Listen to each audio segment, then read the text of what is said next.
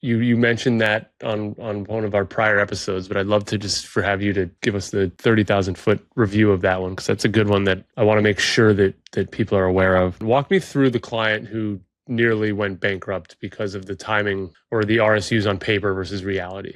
So what happens, for those who may not be aware, if you have restricted stock units, the moment that they vest, whatever they're worth at that moment in time, that is your taxable income. It's no different than your employer giving you a cash bonus. So, in this person's situation, they had about $2 million vest. The company sold shares to cover the tax, but they didn't cover enough, which is completely common. Most places it's 20 or 22%. At that time, I believe they sold 20%. So $400,000 was sold. So he had $1.6 million left of his employer shares. And this happened, I think, in the third quarter of the year. By the first quarter of the year, the stock was a penny stock. It was worthless, and he couldn't even sell the shares. But that was a $2 million taxable event. He now had shares that were worthless. He couldn't sell them to cover the remaining tax delta that was out there, which was, I think it was about another $220,000. He didn't have the money to cover it. He ended up actually filing bankruptcy. And he's come completely full circle now. And this is a 20 years in the making type of deal. And he's, retired, financially independent. But he tells a lot of people his story, and he wants me to share that story with others. And I think it's just, while it is an extreme example, and I hope compliance, allows us to share this story, it's just a great reminder that individual stocks go to zero all the time. Diversified portfolios do not,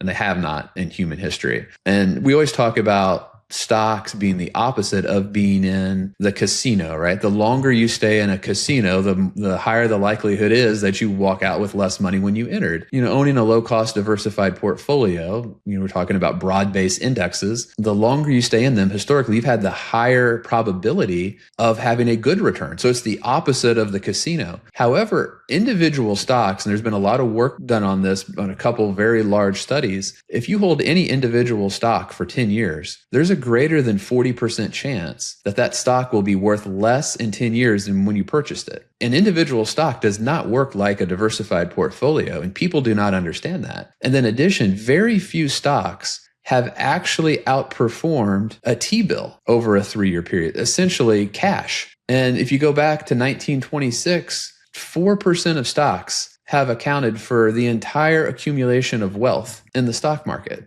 Owning individual stocks is a really, really hard game. And, when you're dealing with people who have stock options, all they're hearing every single day, how great the company is, what we have coming up, the pipeline, the future growth rates, all they hear is all the good things. And I get that. You're being brainwashed. They have to tell you that. What else are they going to say? They tell you how bad the future is going to be. You're out looking for a new job and they lose their top talent. You have a responsibility to treat it like a cash bonus, and you have to take risk off the table. You have to take a portion of that money and create a low-cost diversified portfolio, because the odds are stacked against you if you own an individual stock, especially in a concentrated way. And there are plenty of examples of people who've had great parabolic returns. They are the exact opposite of the bankruptcy story. And it's wonderful for when that happens to people. And we've seen it happen. But the odds are that is not the average base case scenario. What are some of the honest Nick moments behind the scenes? You get off the call or you get the email and you just sit back and the moments of I wish they hadn't done that. Is it the giant SUV? What are some of the things that people are, have done that you've got to not necessarily unwind, but to the RSU story, you have to,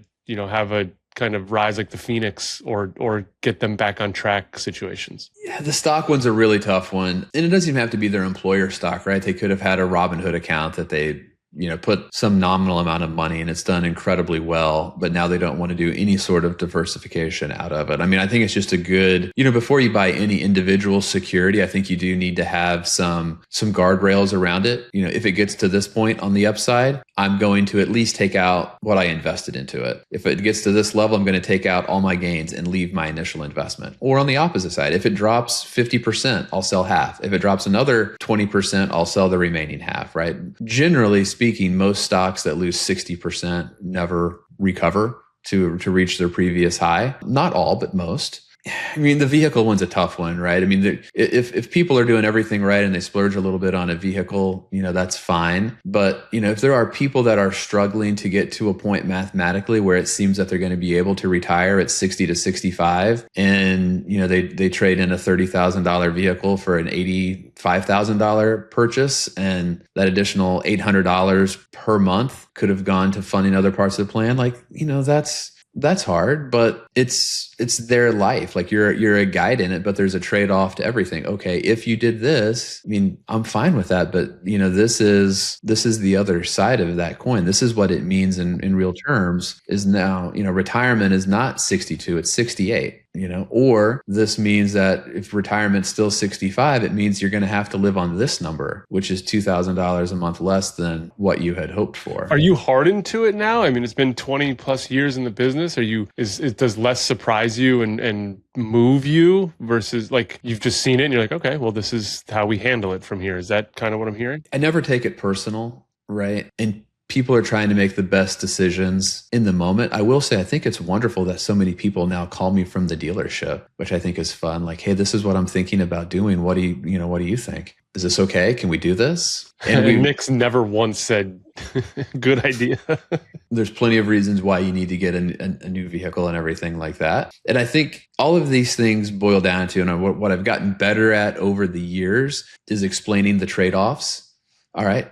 If retiring at 62 is still important, if having $12,000 a month of portfolio income is still important, and this car is also important, that means there's something in the middle that has to go, right? Like, I don't care what your vices are, what you enjoy, but it might mean that we got to cut $800 a month somewhere, right? That might be eating out less. It might be one less cable subscription or something like that. But I am a huge believer that we identify what the priorities are, what the goals are. We fund those things first, and then we fit everything else into what's left. So if that $800 a month is going to a new vehicle because that's how they want to spend that $800 a month, that's awesome. Automation solves most of humans' problems to want to buy something. And I think automating as much of the plan as possible is the ultimate superpower, with our attention span being about 18 seconds long right now. What else are you hearing? What else is going on with your clients and ideal clientele? I mean, obviously you tell me the pain points, the taxes, the RSUs, the housing thing. What's common? I think it's just more honest conversations about savings rates, which has been really, really fun. And we've had two of them that were kind of like the opposite direction for basically the same couple with the same earnings and everything like that. We told one couple this week, like, you really need to spend $4,000 more a year. You're saving $4,000 too much based upon the plan. So, take an extra vacation. And then, on the other hand, we went to a couple and said, hey, based on everything that you said you want to do, you're about $2,400 a month short based on where we started and where we are today. So we're either going to have to work longer or we're going to have to look for areas where we can cut back. So it's just more of those conversations, more of the check-ins. Am I on track? What course corrections do we need? And so we've had conversations on both sides of that. And probably Disney was affected equally in both cases. One couple gets an extra trip to Disney this year. One couple gets one less vacation is probably what it's going to come down to. The other cool thing that we're experiencing is because of some of these parabolic stock returns, you see people who are so far ahead of plan that they now have this abundance in their plan, especially for this 55 plus demo. And it's cool to see what people are doing with this level of abundance in their life. And a couple of things that we're seeing repeatedly is you have people gifting money to adult children and grandchildren because they want to see them experience an inheritance while they're also happy, healthy, and can do things together. They are funding family trips, which I think is awesome. We're going to rent a place in Charleston, bring the entire family together, and we're going to spend a week and just have fellowship with one another. And then the other thing we're seeing is people establishing these donor advised funds, which they get a huge tax benefit for. Most of these people are, getting a standard deduction and they weren't really being able to take advantage of any of their philanthropy. Well, now we can take a highly appreciated security, we gift it to a donor advised fund, they get a massive tax break today, and they get to set aside money to charitable organizations that were really important to them. In one family's situation, they explained to their adult daughters what they were doing, where they wanted the money to go after their passing. Their daughters were on board with it, super pumped about it. And so it's just cool to see that, the stock market and what it's done for returns, it hasn't been all people just driving $120,000 vehicles. There's a lot of cool family things that are coming out of this time and foundations to do charitable work. So I think there's some cool stuff that we're seeing that makes me feel good about the work. Who's the ideal Nick Nielsen KMP client? Like, who do you love working with the most at KMP? What's their demo, their situation, income level, pain points? And I assume there's a couple of these so-called avatars that we could talk to here. Yeah, I think number one is it's people that want advice and guidance, right? They're coming to you because they don't want to do it themselves. They kind of want to relinquish control and do it with someone. That's where we do our best work. And like you said, there's a couple of different kind of ideal clients that we work with. There is what I would say the younger high earner who's in that accumulation period of their life. That could be the 35 to 45-year-old. That's generally household income of 250,000 or greater. And they've generally saved and invested their first $1 million. They got a couple of kids, they got the large SUV, they got a dog or two, and their life is busy. I mean, they got parents that they're checking in on, they're flying through the Chick-fil-A drive-through, just trying to get to baseball practice on time. Like us, they have 45 minutes to an hour to themselves every night before it all starts over again. They are truly looking for a partner to make sure that the blind spots have been checked and to ultimately answer the question, am I on track? And then if you fast forward, that group of people eventually becomes the 50 to 60-year-old who is financially independent, who's trying to figure out what comes next. How can I, in either a short amount of time or now, take what I've accumulated and turn that into an endowing stream of income that I'm never going to run out of, and finding the balance of how can I do all the things that I want to do today without running out of money later in life. So it is fun that I've done this long enough now, Corey, that I've done this for 20 years, is I've worked with so many of those 35 to 40-year-olds who are now retired, and they are getting to live off that stream of income from all the hard work of saving and investing and doing things the right way through good times, through market downturns, through job layoffs. And here they are on the other side of all of the hard work and truly getting to enjoy the fruits of their labor. Yeah, you're seeing the back end of it actually work, where it's like, I told you this, like, I'm telling you this, I'm telling you this, I'm telling you this. And now you're seeing it come to fruition, and it's actually the proof. Yeah, I mean, I just think of one guy recently who stayed at a job probably too long. He didn't enjoy it, but it financially met his needs. And now he's retired in his 50s, and he's at the College World Series this week with his family, just hanging out and having the time of his life. So it's so fun to see people get to live out of their abundance, and through savings and investing and doing things the right way for a long period of time. They've put in the hard work, and we've helped them enjoy some level of balance throughout that accumulation phase. But now they are really seeing all of the cool stuff and the benefit of the hard work. It's kind of like going to the gym when I first started a couple of years ago, overweight, 30 extra pounds of fat. Kind of hurt at the beginning. You've put in the work. And now when you go to the workouts, it's a little bit more fun, right? You get a little bit more out of it. So now they're at the point they've done all the right things to get their body in shape, and now they are reaping those rewards. All right. So based on the demo that you're talking to and talking about and excited to work with, I would still say so many of them, and it's not a bad thing. It's just, I guess, and I'll let you speak to this, but they're quote unquote wallflowers. Like for whatever reason, they haven't called or DM'd you. So I'd love to know, based on the conversations you have with new clients, what actually gets them off the wall and onto the dance floor? What gets them to make the call, gets them to make the direct message,